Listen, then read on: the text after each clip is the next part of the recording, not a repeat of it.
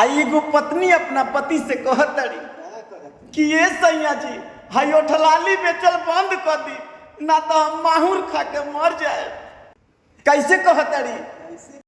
अरे ना जा कहीं बेचे सैया हो, अरे ना जा कहीं बेचे सैया चूड़िया कन बालिया। ए राजा हो जानी जा सवतिया गाँव में बेचे ओठलिया। हे राजा हो जानी जा सवतिया गाँव में बेचे ओठलिया। काहे दूर रहेला न हमरा से बोलेला, हमरा में का कमी बात ऐसे करेला।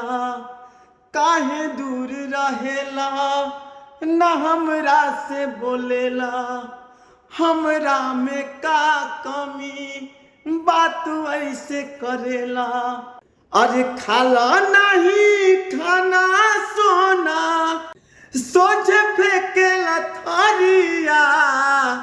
ए राजा हो जानी जा सवतिया गाँव में बेचे ओठलिया। करे जाहो जानी जा सवतिया गाँव में बेचे ओठलिया।